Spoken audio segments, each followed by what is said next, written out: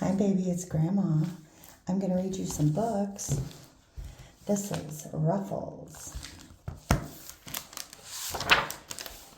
Ruffles and the Bouncy Bouncy Ball. This is Ruffles. Ruffles loves howling, scratching, eating, fetching, sniffing, chewing, digging, running, and sleeping.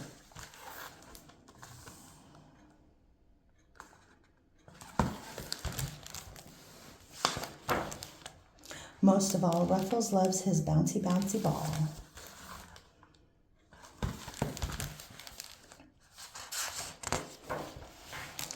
But today he can't find it. Where could it be? It's not in his bowl, between his books, under his basket, in the boot, under the cushions, behind the pans, in the fishbowl, among the socks, or in the umbrella.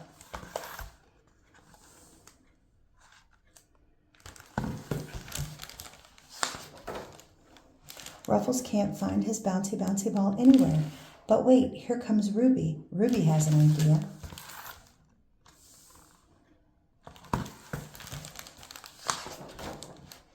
Ruffles and Ruby always play in the park. Quick, maybe the bouncy bouncy ball is there.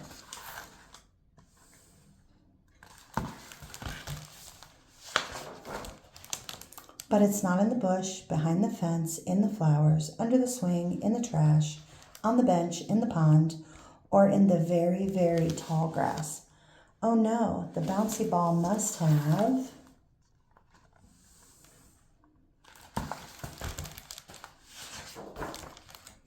It must be lost. Poor Ruffles.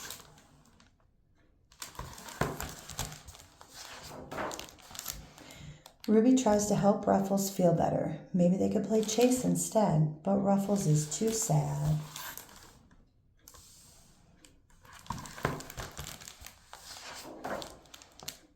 Then Ruby finds a squishy muddy place. Ruffles and Ruby love muddy places. Ruby pats and splats and squishes and squashes and jumps and rolls and wriggles and shakes, and then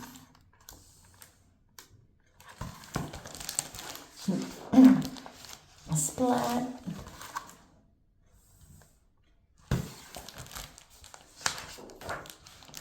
Ruffles is having so much fun playing in the mud with Ruby that even though his bouncy bouncy ball is lost, Ruffles doesn't mind. Ruffles loves howling, scratching, eating, fetching, sniffing, chewing, digging, running, and rolling. But most of all, Ruffles loves playing with Ruby, especially when they find a new toy.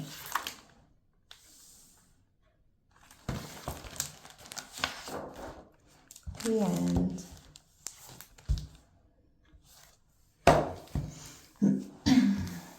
Chicken story time.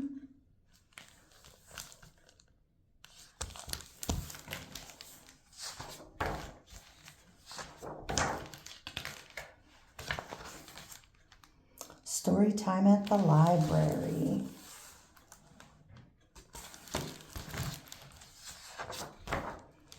Story time at the library.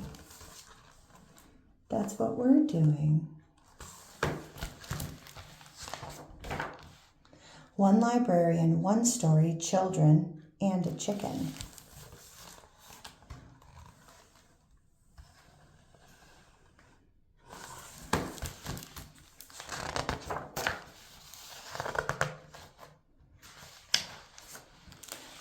The children like the chicken. The chicken likes the children.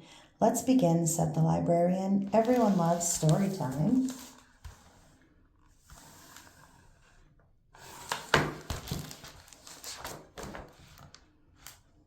One week later, story time at the library. Look at all those chickens. Now there's a whole bunch of chickens.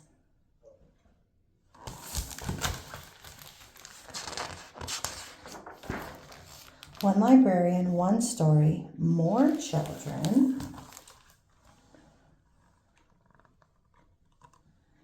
and a bed, more chickens.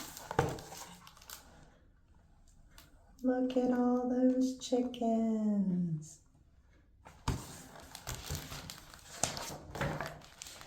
The children like the chickens like the children.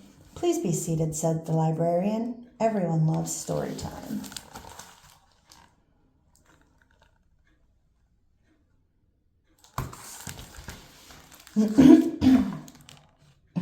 Oh my, 1 week later, story time at the library.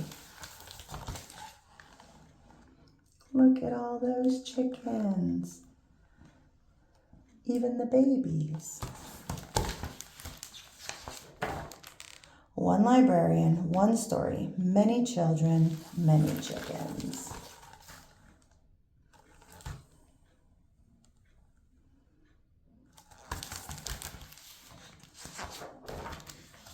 The children laugh, the chickens cluck. Settle down now, says the librarian. No one can hear her. Let's begin, she says.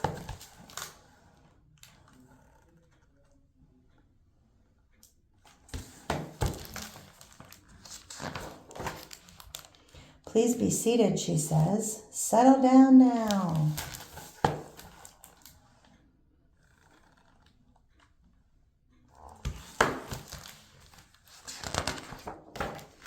Children and chickens everywhere, but only one librarian. What are we to do, she says. Oh, she has an idea. Story time at the library. Lots of children, flocks of chickens.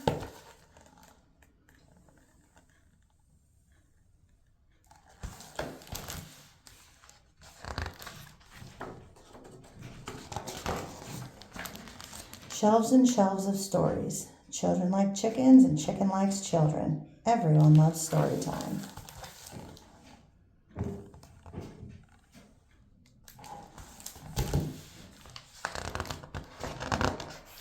The end.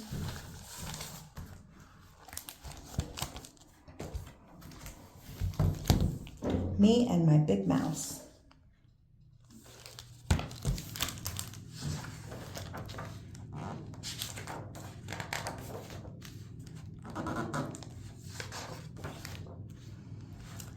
This is me, Michael, and this is my very big mouse.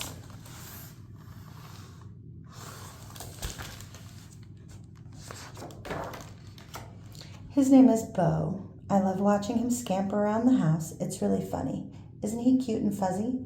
When he nibbles on his food, it makes me laugh.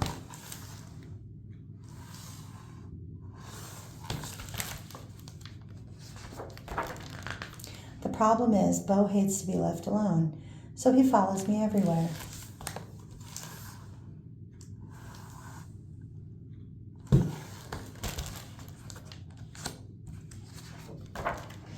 Sometimes he's so close I can smell his breath, and he can be a little annoying, actually a lot annoying.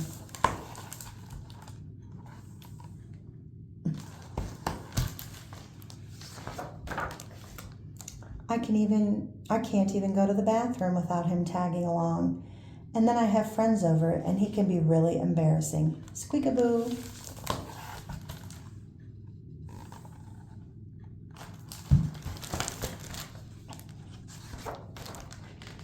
I tell him to go away, but he doesn't listen. I try to hide, but he always finds me.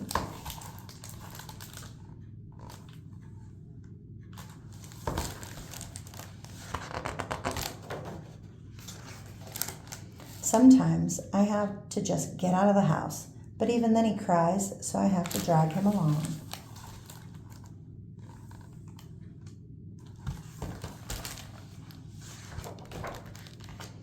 I feel like it's always me and my big mouse, me and my big mouse, me and my big mouse.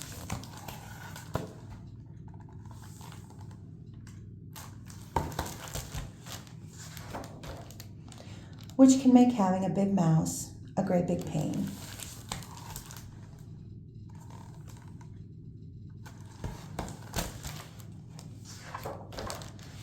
Finally, I got rid of that annoying mouse. Hey, Michael, where's Bo?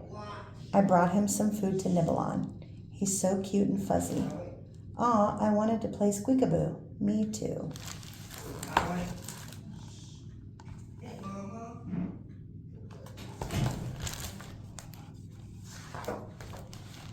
Squeakaboo, squeakaboo, squeakaboo. I kind of miss Bo too. But things can't stay the same. He and I need to have a serious talk.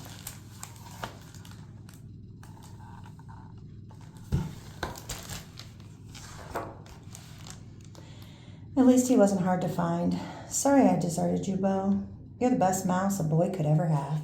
Squeak, but we need to lay down some rules.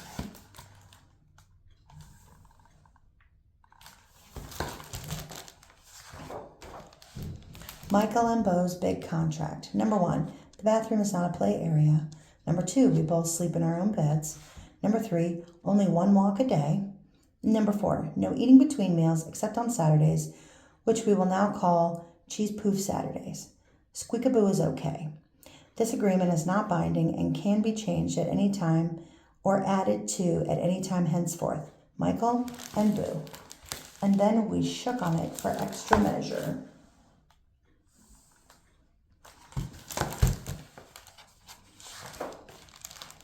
Now me and my big mouse have together time, and we have alone time. Squeakaboo, and for us.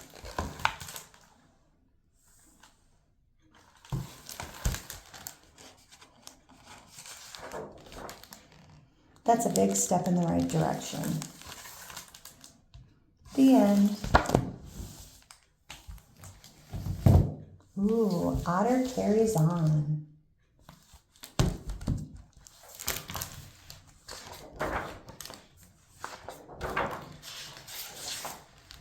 Little Otter, there you are. Hey, Puffin, look what I found. A new rock. But it's not too many? No, I've been carrying them for so long, I'm used to it.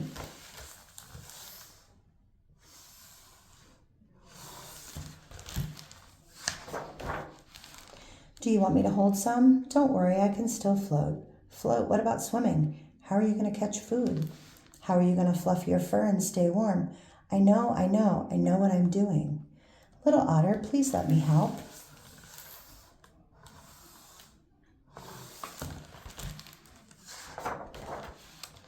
Uh-oh, the storm is coming. Quick, climb the rocks, grab the kelp. Hey, little one, swim back, huh?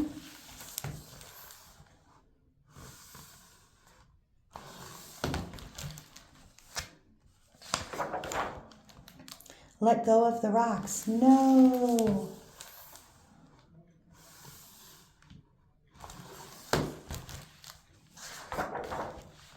Hold on, rocks. Ah, he won't let go of his rocks.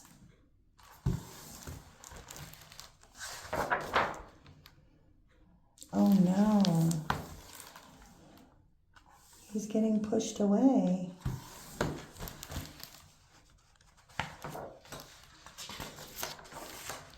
That was a bumpy ride, but I didn't lose any rocks. Hello, Puffin, where am I? I need to swim back home and warm up and eat. Oh no, where is he? Is he lost? What am I doing? I don't know anymore.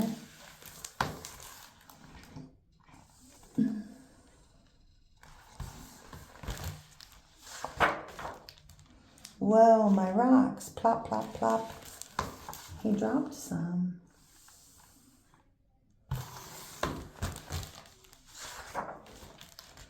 Wait, I got you. Hello there. No, I almost had it. Sorry, let me help. No, I'm okay. I can. Yikes. He's dropping all of his rocks.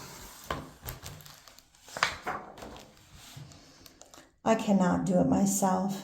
I do feel lighter. I can use my hands and make my fur fluffy and warm. Oh, and I have a clam.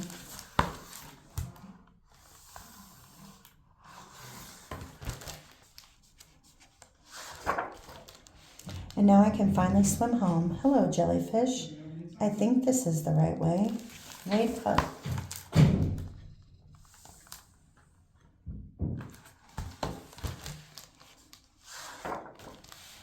Look, I found more rocks. Oh, thanks, but I have enough now. You know, you don't have to come all the way, too. I just wanted to make sure you weren't lost.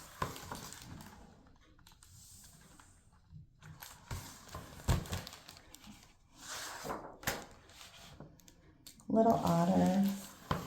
Look, he made a friend.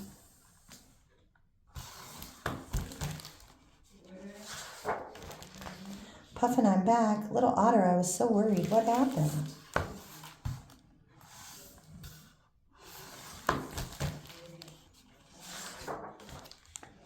I'll tell you all about it, but can you help me find a place for these first?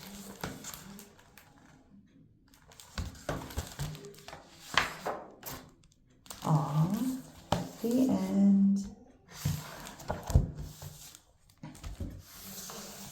When spring comes.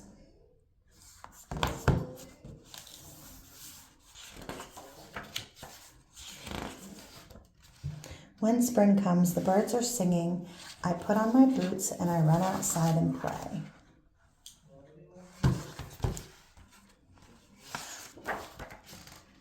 I smile at the busy bees buzzing in the blossoms.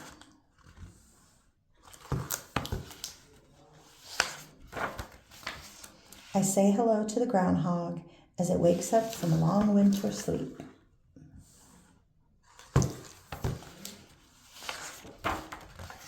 When spring comes, I touch the soft green grass and smell the flowers.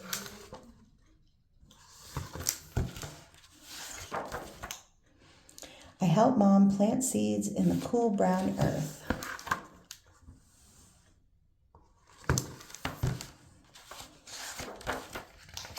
I help Dad sweep and scrub and shine.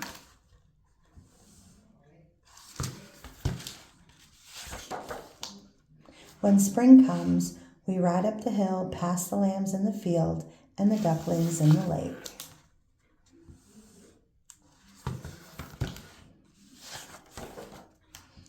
We arrive home just in time and the raindrops gently pitter-patter on the roof.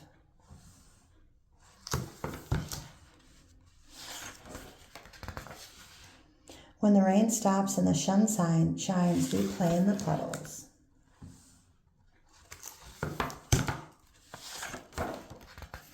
And together we watch the sky as a beautiful rainbow appears.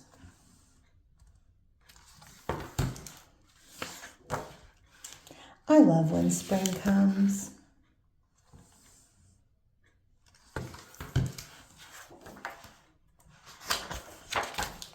Oh, look. There's a snail on every page and seeds and a groundhog. You can look for all these. The end. Ooh, once a mouse.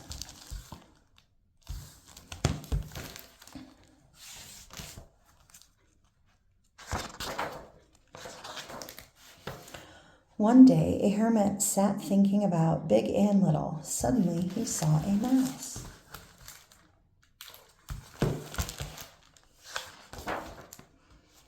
About to be snatched up by a crow, he hurried.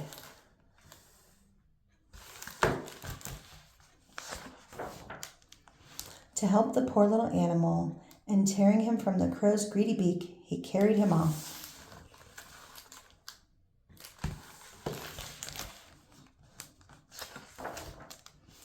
His hut was in the forest, where he comforted him with milk and grains of rice. But look.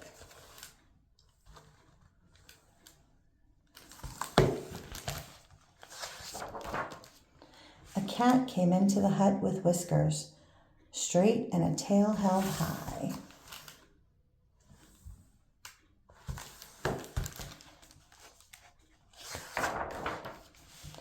But the hermit was mighty at magic as well as at play. When he saw the danger threatening his little pet, he quickly changed him into a stout cat. But, two cats. That night, a dog barked in the forest. Poor cat ran to hide under the bed.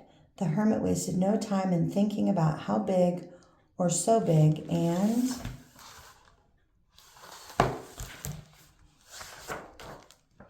changed the cat into a big dog.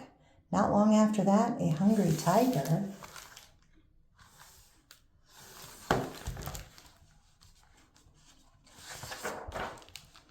was prowling the forest and leapt on the dog.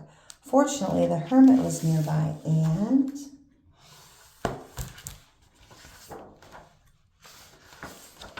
with a gesture, he changed the dog into a handsome royal tiger.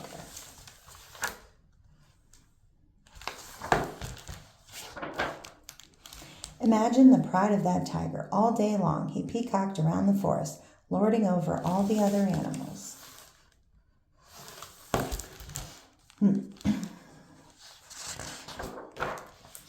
The hermit missed nothing of all of this.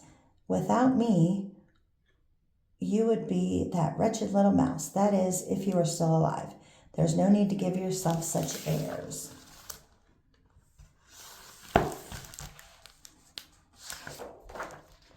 The tiger felt offended and humiliated. He forgot all the good he had received from the old man. No one shall tell me that I was once a mouse. I'll eat him. But the hermit read the tiger's mind. Go back to the forest and be a mouse again. So the proud and handsome tiger turned back into a frightened, humbled little mouse.